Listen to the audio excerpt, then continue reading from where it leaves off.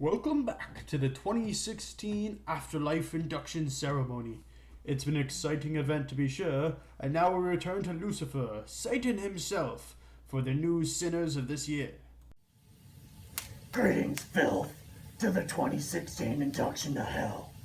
The first scumwad joining us in the fourth circle of avarice punishment is Charles Ponzi, who stole from millions to make his billions, and now must suffer a wakeful death in hell. Joining him is Martin Scarelli, who raised the price of life and now must suffer in death. Joining them in the fourth pit of hell are those who are ignorant of humility, the prideful. Among them is Donald J. Trump, whose ego has blinded him to the suffering of others, whether caused by him or not. He joins Joseph Stalin, who has murdered millions, built a city in his name, and countless statues to commemorate his fame. Yet here, he toils in the pits of hell like everyone else. And now we go farther into the pits of hell, where those who lived a life of envy caused their destruction. The first among them is Aaron Burr. His life of envy led to a string of failures and a line of righteous bodies behind him. Among him lies Saddam Hussein, who conquered without regard for any lives who supported him. Even in his downfall, he cared nothing for the lives of his supporters who gave him everything he desired. Why, what an exciting round that was. I'm sure there was a few that most people didn't put on their brackets. Well, better luck next year. Now we move on to Saint Gabriel, speaking on behalf of Purgatory. St. Gabriel here, reporting from Purgatory. Today with us for the induction ceremony, we've got Andrew Carnegie and John D. Rockefeller.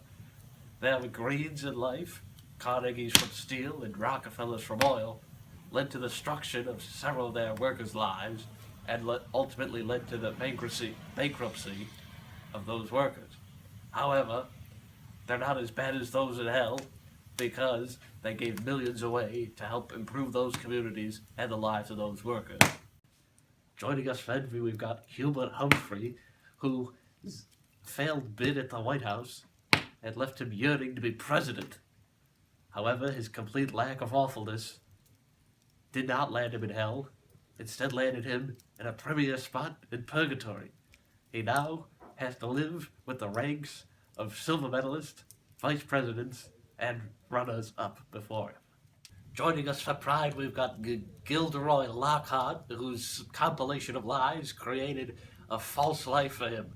That landed him a pretty nice spot down here in Purgatory. Also on the charts, we've got Beyonce, whose ego, and if you like it, then you should have put a ring on it attitude, took her from the top #1 charts down to Purgatory. Many thanks to Saint Gabriel. Now we move on to the third and final round before our next commercial break, where we go to God himself, who are presenting those lucky few to get into paradise.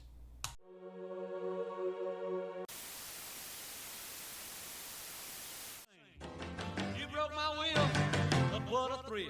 Goodness gracious, great balls of fire. I let you love what I thought it was money. You came along and woo, now honey, I've changed my mind. This love is fine.